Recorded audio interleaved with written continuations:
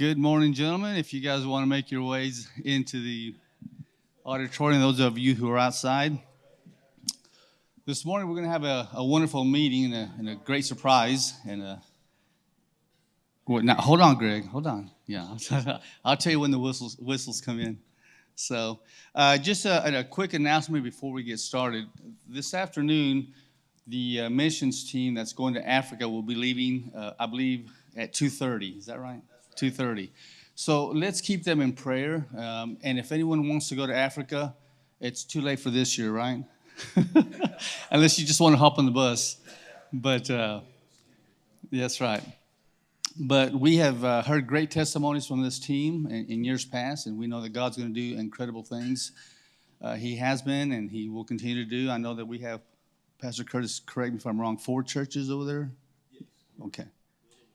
Yeah, building the 4th church right now. So God is doing amazing things. So let's keep them in prayer. This morning, I had the privilege of introducing a very important young man and good friend of mine. But I want to kind of set the tone here. Over 20 years ago, my wife and I, Stephanie, we led our very first life group. And it was an amazing group. And I recall how after one of our Wednesday night gatherings, one gentleman that was in our group, a doctor, called me. And he called me to tell me that he thought I was a very good teacher, a very good leader. And I remember him saying that I was very charismatic and how he could see me running for an office someday. He said, El, he goes, I see you being either a mayor of Amarillo, perhaps a state representative. And so I'm like, wow. So I did and told him what any of you guys would have told him. Brian, you need to put the crack pipe down, okay? That's not going to happen. But unbeknownst to me, in that same group, and in that very night, there was a young 25-year-old man by the name of Colt Stanley who was in our group. And whenever Colt spoke, even though he was very young, people listened. And I'm not sugarcoating anything. People listened. He had a lot to say. He had such wisdom at such a young age. So while my doctor friend, envisioned me as being mayor of Amarillo, God had a better idea. God had a better plan. Because in that very group, Coach Stanley was in that group. And so we know the rest is history. So without any further ado, I'd like to introduce to you one of my best friends, mi hermano en Cristo, a faithful servant of our Lord, and our Mayor Coach Stanley.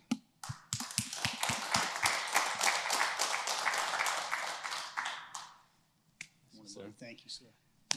We prayed for you, Cole, and we know that what God is going to share through you is going to be mighty and powerful, sir. Thank you, sir. Appreciate that. Hey, good morning. Can you double check me back there and make sure I got that turned on right? I told him, I said, man, I never worn the earpiece. I feel like I'm about to give a TED talk instead of a message. So, hey, thank you guys for having me. I will verify. My name is Cole Stanley. I am your current mayor. Had I have known that the word was spoken over L, I could have avoided this job. And man, we could try to swap. I mean, we resemble, especially in the summertime, buddy. I get a little darker. So, El Cantu, otherwise known as Pastel, or Andy Garcia. I don't know if y'all think he looks like El Jefe or not, but we used to. Man, if you guys brought a Bible or if you got your device there, it's James 1. You don't really even need to flip to it. I don't necessarily like this version that's in my Bible, but we can read back and forth. So just want to tell you guys what he said was true. At 25, I did talk too much. I don't know if you heard that he said that. And I don't know if anybody listened, but I sure thought I had a lot to say. And so, in your 20s, you know everything, right? I mean, I know I did. In my 20s, I knew everything. I just needed y'all to sit down and be quiet and let me like tell you how good it could be if, and all the world's problems were solved. In my 30s, I found out I knew absolutely nothing. And now in my 40s, I'm 45. So I'm right at that age where, okay, I know a little bit, but why don't you tell me what you think first? And maybe I could learn something here. And then if I can participate, great. But if not, then we have the answer. And so, the scripture here, James 1:2, consider it pure joy, brothers, when you encounter trials of many kinds. In your 20s, you honestly probably hadn't encountered enough trials to know better. In your 40s, you're like, okay, man, life has handed me a few losses here along the way. And so I've learned a little bit. And so I don't know everything, and I am learning. And that point of, instead of me showing you maybe what I know, that point of let me try to learn from you really kind of comes and takes hold. So some of you guys that are online, if you're listening in your 20s and you're like, nah, it's not me. I know everything. Well, I was just like you. And life teaches us, right? Life is a great teacher. But what I want to do is just a couple things. One, I just wanted to come in and usually when I do this, it's not quite in this format. So I like to be able to just give you something that I feel like the Lord's leading me to. Hit a few areas that I think are applicable no matter what setting you're in. Church, politics, business, marriage, life, finance, doesn't really matter. And then normally we kind of open it up for questions. If you have anything, I'm happy to take any questions that you got. Sometimes it's real city business, man, how come they hadn't fixed my alley kind of deal? When are you going to get to that trash can, that lid's still broken? Other times it's not city business at all, and it's definitely in line with wherever we were at in the moment. And so this morning, if I can do that with you guys, I'd like to. And then also, I know y'all normally kind of have your tables and you break out there and you have some good questions. So we teed up a few good questions here today. But really, I just wanted to give you a little bit of my testimony and not get up here as a preacher or a teacher. Really just get up here as a fellow Amarilloan and Texan and somebody who's walking through some trials and be able to tell you where my core is. So, this one, I'm going to read this just because it says it different, and then I'll change all the words back to the way I memorized it. Because whenever you have different versions, you can't seem to keep the memory. So the testing of your faith, right? Count it all joy, my brothers, when you meet trials of various kinds. For you know that the testing of your faith produces steadfastness, and let steadfastness have its full effect, that you may be perfect and complete, lacking nothing. Well, what it says to me and the way that I learned it was, consider it pure joy, brothers, when you encounter trials of many kinds. For the testing of your faith develops perseverance, and perseverance must have its full work so that you may be mature and complete, lacking nothing. And so when you're in your 20s, and I love that intro, and I didn't know you were saying that, but when you're in your 20s, you struggle with this because you're like, consider it joy. What's joyful about going through trials or tribulations? What's joyful about going through hard things? Well, in my 20s, I didn't know that the Lord cared more about my character than he did about my comfort. And so my comfort really wasn't his number one priority. And I know through my 30s, there were a few times that I prayed, man, Jesus, if all I have at the end of this life is you, like that'll be enough. And so that's easy to say when you're kind of, upstairs and you're in your room and you're praying and you're getting ready to go out through your day and you got all sorts of stuff going. That's hard to say when your health has left you momentarily, when you're 7 days away from going broke, when you're looking at your team and you're like, it's Thursday. If that job comes in tomorrow, I guess we'll show up on Monday. Otherwise we may be looking for something different to do next week. It's really hard when you come to the realization, man, maybe if my wife leaves, she takes my two girls with her, and all I really have left is you, Jesus. So there was a time in my life where it was like, man, I prayed, if all I have here at the end of this life is you, that'll be enough. And it got tested in the way, and like, you go through different seasons, you go through different trials, and you realize that might be what I have left. And so I remember my wife's name's Shiloh. She's beautiful. And we have two beautiful grown daughters right now, Avery and Addison. They're 23 and 19. I know y'all think I look older than that, but I'm only 45. The mayorship's been hard on a brother. So I still got hair that, it's not solid gray yet. But I'm thankful to the Lord that he put me with a female that is so stubborn and hard-headed that we looked at each other and I was like, you leave. And she was like, no, you leave. I was like, well, I'm not leaving. You can quit first, Well, I guess we'll just stay, And so some of you men have gone through the same thing. Some of you men haven't. And you're like, well, can't imagine that, we would ever get there with this woman that I'm pretty sure she's perfect and we perfectly fit together and we're never going to have any issues. Like life will teach you, right? These trials of different kinds come to you. And so in this prayer of, man, Lord, if all I have at the end of this life is you, like it'll truly be enough. Consider it pure joy when you face trials of many kinds, because the testing of your faith, right? How many people know that, like, if you got a faith that hadn't been tested, like it can't be trusted. We work on the job site. Plenty of you guys are construction related or small business. Whether you're a mechanic or you're working in a factory or a mill or wherever you're at, like, man, you don't want to test that piece of equipment, that you've got to trust at 40 foot in the air. That harness that I'm wearing, that rope that's got me secured, whatever the apparatus is, I'd like to not be the first one on it, that the guy just fixed from Rayburn and says, well, it fell over yesterday, but we think we got it, right? So, man, your faith needs to be tested if it's going to be trusted. Your identity needs to be tested if it's going to be trusted. So I want to take you back to the word here of consider. So, it says count, and I don't know who came up with that word. Honestly, I don't know what the Greek is and any of that, but I love the word consider.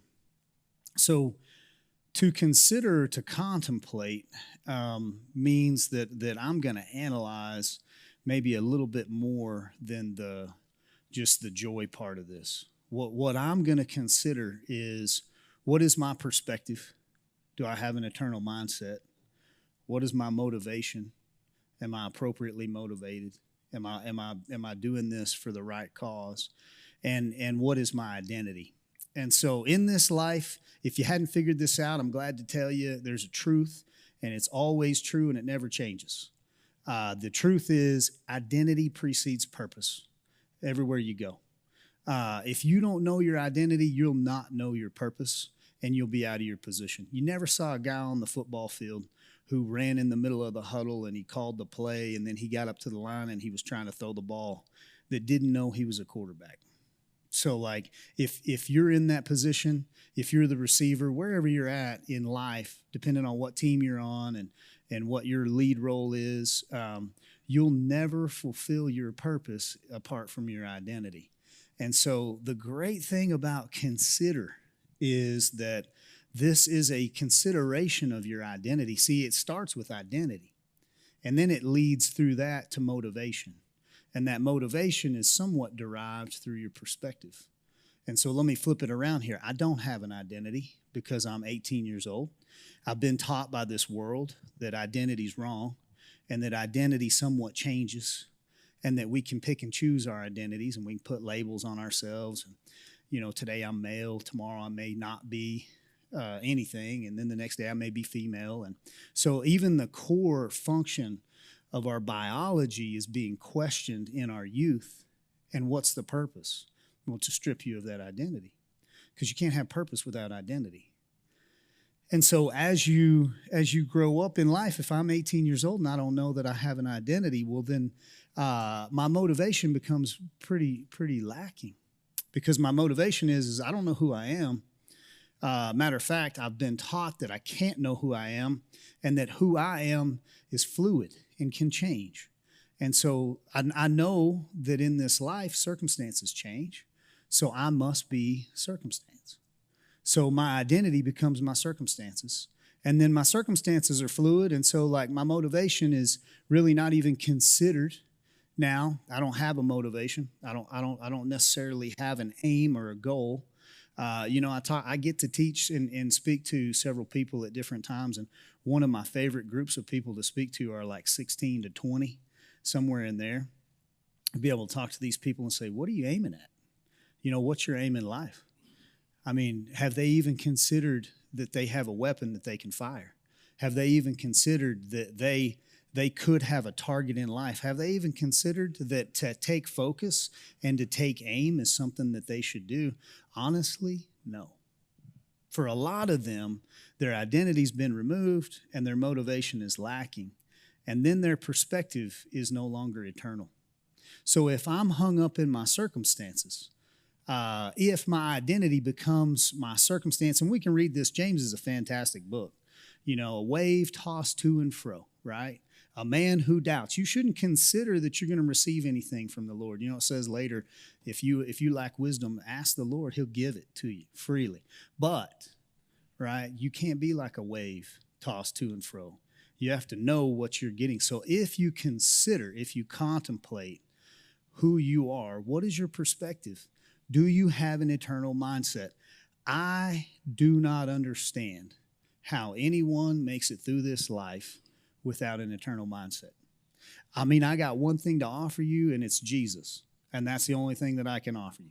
Because if I've bought into the fact that there is an eternity and that this time is short and that this life is short and I shouldn't value my own life so much as to save it, then I have to believe that there is an eternal mindset there that for all eternity, the way I live in this life will echo.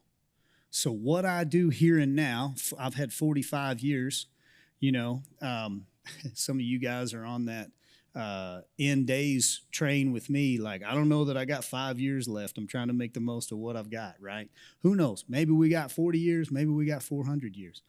I have a short time. Even if I live to be 90, that's a short period of time for my life to echo for all eternity. And so for me to have an eternal perspective and to have the right motivation, I don't know how you do it if it's based on your behavior and it's based on your performance. So my joy comes from the fact that I know, man, Jesus came, lived the perfect life, died, rose again, so that it's on him. He paid the price. And so now, not only do I have that eternal mindset and that confidence in knowing that it's not how I do, it's not that I pass every trial or whatever, but it's that he cares more for my character than he does my comfort. And my performance is not based on my behavior, but really my performance in this life is based on my position. Am I positionally underneath Christ? I was asked in another deal a while back, hey man, are you a Christian? Like, you say a lot of things, but like, we're not real sure. And so after being offended, like, all right, well, maybe I didn't show you yet, like, I don't know what you got to do to prove it. But after being offended, I said, well, actually, I'm just going to tell you no. Like, I mean, I'm fine with that label and that title, but technically, to really answer your question the way that it's appropriately asked, see, what you were asking is do I follow Christ? And I'm telling you, I'm a follower of Jesus. I'm not just a Christian. So see, I've met too many people in this life that are Christians but don't follow Christ. And so the issue here, brave hearts, men coming together, get up early, prioritize your life. What are you doing? You're trying to follow Christ. You're trying to follow the best leader and the shepherd so you can be a good leader. I'm a great leader because I'm a good follower first. I'm a good leader because I know my identity. I have an appropriate motivation because my perspective is rightly footed and founded in the eternal perspective of the only way I can esteem you better than myself is if I believe that my calling is not the end of this life. And that's not about accumulation of wealth or what I have. And so the way in which I serve you is that I have one goal. And so my motivation right now, based on all of that, is I just want to hear one thing. And we as men, we need this. Like back to the football analogy, your overall goal was to win the game, but it was just to hear that one thing at the end of the game, right? Now, you had a lot of plays that were called, you had a lot of practice, you had a lot of drills, but as men, a lot of times we need to be pretty myopic. We need to have a singular focus. So my focus is I just want to hear one thing at the end of this life. Well done, good and faithful servant. And so, man, I looked it up. I needed something as the mayor that I could really hold on to. And so I looked it up. Faithful servant in Latin is servus fidelis. And I thought, oh, that is cool. Man, I'm in, Faithful servant is everything that I'm looking for here. It boils it all down to two words. And so let me go back to the way you're considering. All I'm saying right now is to consider. And this life circumstantially is set up in a way to get you to where you don't consider. Don't consider the outcome. Don't consider the fallout, the hurt. Don't consider the trial. Don't consider the joy that awaits you. Don't consider the perseverance or the overcoming. Don't consider the eternal perspective, right? Because if you lack all of that, then what you're left with is appetite. So when we boil ourselves down, we're men. We have an appetite. And so your appetite is self in whatever form it works itself out in that. If that's beer and pizza, if that's golf, if that's football, if that's the boys, if that's fishing, hunting, whatever it is, if it's sex, it's all appetite. And so those appetites are appropriate when they are considered behind everything else. When you have that eternal perspective. And when you are facing trials of many kinds, we all understand and know, like, you start to lose those appetites. Those things become less important. So let me go just a little bit further here with you. Like, consider it pure joy, right? Well, it's really hard to consider it joy or to take joy. And I don't even think that's what the scripture teaches is take joy in your trials. That's what I was taught. Like, man, you should be happy. Well, joy and happiness are two different things. And I wasn't real happy in the middle of the trial, but I didn't understand that the Lord cared more for my character than he did my comfort. But I want to tell you something here, and I'm not going to go too long, but I want to tell you something here, the one lesson that I learned. You see, I thought trials meant consequences. See, I didn't understand that trial is something totally outside of consequence. See, a consequence is something that happens to me because of a behavior and action that I took. So it was really hard for me to reconcile this when I didn't understand what a trial was. A trial is something that comes to you regardless of your actions. It's not a consequence of the way you're living your life. So when you get cancer, and you never smoked, you never drank, you always got up early, you ate right, and man, you got cancer. And your buddy, he smokes a pack a day, and he's Copenhagen in between the cigarettes and everything else that's going on, and he didn't get cancer. Like, well, it wasn't a consequence for you to receive that in your life. That was a trial, right? And so my consequences were what I was focused on because I didn't know that the Lord cared more about my character than he did my comfort. And so my behavior didn't align with my following of Christ. So truly, I was a Christian, have been since I was 17, but my life wasn't following Christ, and it was self-centered and self-serving. And so when I encountered consequences, right?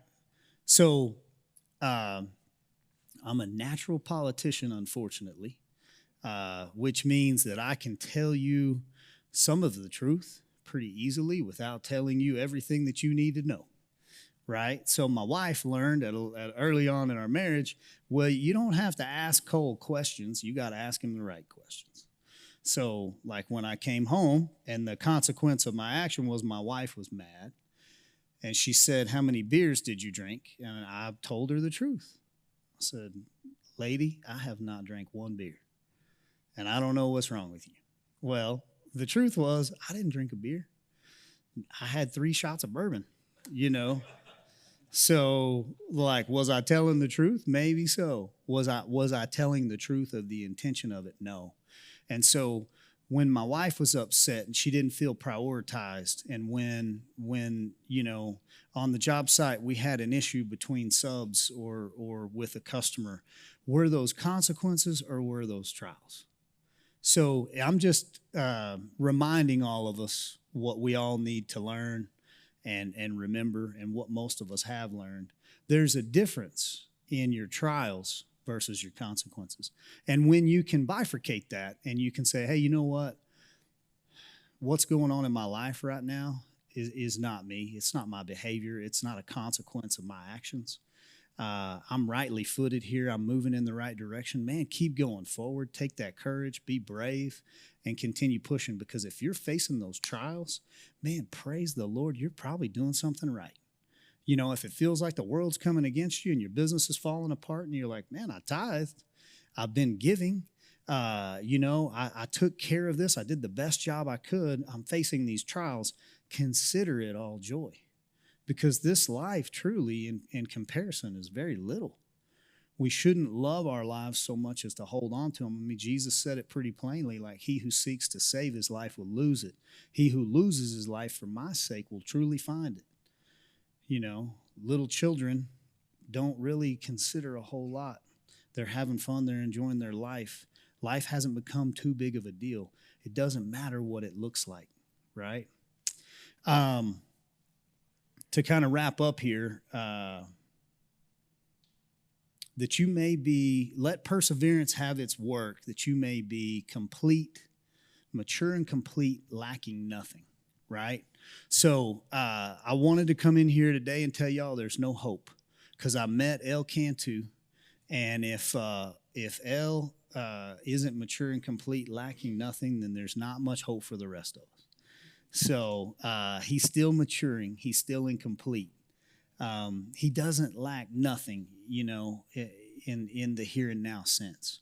So we're all being made, right? We have to reckon that old man dead every day, because he resurrects himself and runs right up next to us and starts leading us in another direction real quick. So in this life, in this short period of time here, this time within eternity, we may always lack a certain level of wisdom, no matter where we mature to. We may always be a little immature and a little incomplete. So the purpose isn't to arrive at the goal. The purpose is to run the race. And you're not going to finish this race until it's over. And at one point in time, for all of us in here, short of the rapture, then we're all going to pass. We're all going to meet the end. And we're all going to arrive at that place where this life is over. And we will hear, well done, good and faithful servant, because of where we've put our faith and where we put our hope and what our perspective is. But during the meantime, everybody's watching you and everybody's looking at you. And it became more evident to me, even from councilman place one to mayor, this public role became very obvious that it was different. It's weird when your friends treat you differently, like, I'm not the judge. I can't put you in jail. There's not really a lot I can do, actually. A lot of people hold me liable for whatever's going on, and I'm like, well, I don't run the city, but I appreciate you thinking I could do that. But even with your friends, when they say, like, oh, well, it's the honorable or it's your honor or whatever, you can put yourself in that public role and it feels different. I'm just telling you, it shouldn't feel different, because every one of you are in that role. No man has a greater influence on his kids than a father. All my problems out there are derived from one issue: the breakdown of the family, the appropriate role of church, the appropriate role of community. So now what we've done is we've flipped it and we said, well, government should be the answer. So Cole, you go be the answer. I got the answer. Y'all, you're the answer. I'm not the answer. I am here to provide a foundational benefit, core services. I provide water, sewer, trash, police, security, things like that. You feed the homeless. You take care of the lost. You help the drug addicted. You go to that woman that's hurting. You help that widow that lost her husband. What are we here for? Those are trials that people are going through.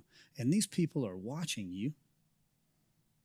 And you've got to understand whether you got elected to an office or you got that promotion or you wear that title, CEO, or you put in that business and it's got your name on the truck. It doesn't matter. Everybody is watching you. And I'll tell you why. Because you're men and because you're leaders. And you have the courage to put yourself out there and stand and raise your hand and say, no, I'm a follower of Christ. And so that means you need to look different. You need to function different. And you're going to face these trials and it's going to be tested, and it's for your joy. Because we can persevere. We can pass all of this because we know the truth. Our identity is not changing. Our identity is not fluid. And no matter what the perception is, what the optics are, my identity is set. So the more you know me, the more you're going to know my true identity. The more you read the newspaper, the more you probably won't, right? I just wanted to kind of bring that to somewhat of a close and then lead you through, an opportunity. Let's see here what we've got, Joshua. We're 7:00. Lead you to an opportunity to ask any questions. I just think it's good to be able to be the mayor and get here and let people ask questions. I always appreciated that. I hated the fact anytime I was asking anybody in a position where they were responsible for certain things in my city that they couldn't answer a question. They always kind of needed one of their staffers. So like I always try to do a good job of actually, trying to provide an answer and not dodging the questions. On the front end, this is easy, right? Consider it pure joy. Mathematically, we can divide this and we can conquer it. These are my consequences. I won't get too hung up in them. I got to work through them. I got to pay this. I lost that money. Oh, well, we move on. These are my trials. These are the testing of my faith. My faith matters, and perseverance comes through all this. I may never be mature and complete, lacking nothing, but I will get to the end of this race and hear, well done, good and faithful servant. So that's the message here this morning. I'd like to open it up for some Q&A if you guys got any. And then if not, we've got a few easy questions teed up. Gather around the tables. Anybody got any questions this morning?